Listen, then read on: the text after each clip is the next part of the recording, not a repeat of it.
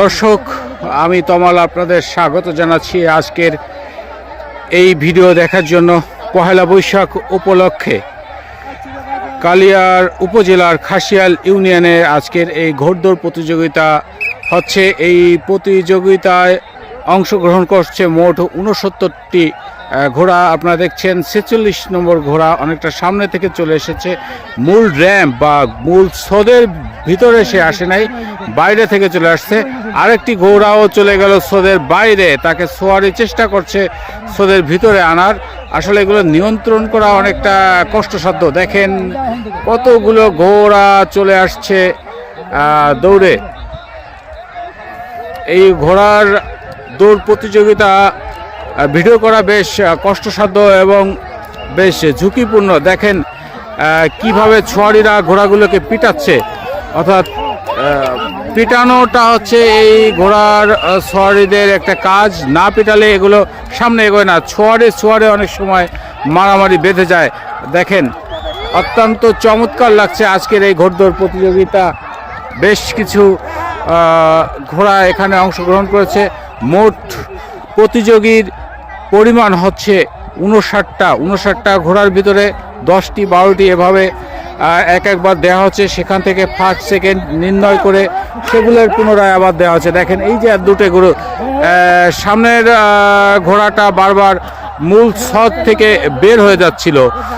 যখন ঘোড়াগুলো দুর্বল হয়ে যায় তখন কিন্তু এগুলো বের হয়ে যায়, কিন্তু স্থানীয়দের ধারণা এগুলো বাঁধ মারা হয়।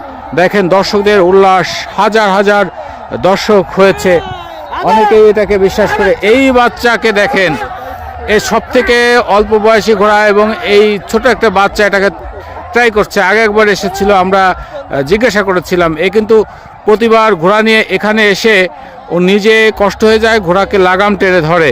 ঘোড়ার লাগাম টেনে ধরে ও কিন্তু এখানেই থেমে যায়। ও কি পড়ে যাবে নাকি? না। আরেকটি ঘোড়ায় যে আসছে দেখেন, অর্থাৎ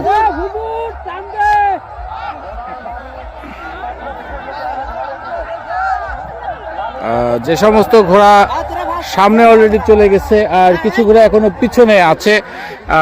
দেখুন এই যে এখনো ঘোড়া আছে।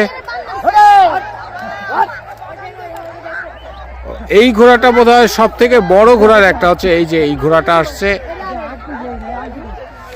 আর ঘোড়াগুলোর পা কিন্তু অনেকটা ক্ষতিগ্রস্ত হচ্ছে, কারণ এই মাঠটা ঘোড়া দৌড়ের উপযুক্ত মাঠ হিসেবে বলা যায় না। আমরা একটু যাবো ছেলেটার কাছে, দেখি ও হয়তো আবার চলে যাবে সামনে। হ্যাঁ, চলেই যাচ্ছে।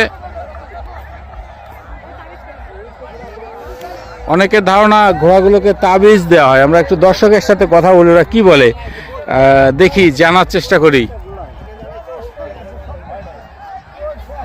এরা হচ্ছে আয়োজকদের ভিতরে আছে।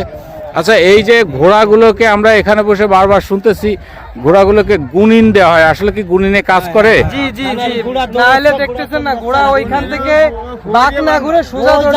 এর আগের যে দাবড়টা হইছে দেখছেন, ওই জায়গায় এসে আগের ঘোড়া এসে দাঁড়ায় কিন্তু পিছনের দ্বারা উঠে ওইখান থেকে বারবার সোজা দৌড় দিচ্ছে, কারণ সামনে ওদের চোখে পুরো পুকুর দেখতেছে। গুণ জ্ঞান দেয় কারা? এই যে কালো জাদু যারা করে, এরা কালো জাদু। আচ্ছা, এইগুলো কি আসলে কাজ হয়? হ্যাঁ হ্যাঁ, অবশ্যই এই কালো জাদু সত্য, এটা মানতে হবে। আসলে যে বিষয়টা মানতে হবে, তাই। পরে যদি কেউ না মানে মানবে না। মুসলমান যারা, এরা তো জাদু টাদু টোনা এগুলো বিশ্বাস করবে না। না না, এগুলো এরাই এইগুলো করে বেশি, মুসলমানে এইগুলো করে বেশি। মুসলমানই করে, আবার মুসলমান বিশ্বাস করবে এটা। আচ্ছা, আপনারা দেখছেন নারী পুরুষের সম্মিলিতভাবে এই ঘোড়দৌড় প্রতিযোগিতা দেখতে এসেছে। এটি নড়াইল জেলার কালিয়া উপজেলার নড়াগাতি থানার খাসিয়াল ইউনিয়নে। এখানকার মানুষ দীর্ঘদিন পর পুনরায় আবার তাদের সংস্কৃতি ধরে রাখার জন্য এই ঘোড়দৌড় প্রতিযোগিতার আয়োজন করেছে। 4 দিনব্যাপী মেলার আয়োজন করেছে। 4 দিনব্যাপী এই মেলায় প্রথম দিন পান্থা ইলিশ থেকে শুরু করেছে, আবৃত্তি অনুষ্ঠান হয়েছে, ছোটদের বাচ্চাদের সাংস্কৃতিক প্রতিযোগিতা হয়েছে এবং বিকেলের প্রথম দিনের বিকেলের সেশনে হচ্ছে আপনার ঘোড়দৌড় প্রতিযোগিতা হলো। এখন ঘোড়দৌড় প্রতিযোগিতা হয়তো শেষ, আরেকটি দৌড় দেবে। এরপরে আগামী দিন এখানে বাউল সঙ্গীত হবে, আগামী দিন এখানে জারি গান হবে, আগামী পরশু বাউল সঙ্গীত হবে এবং তারপরের দিন অর্থাৎ চতুর্থ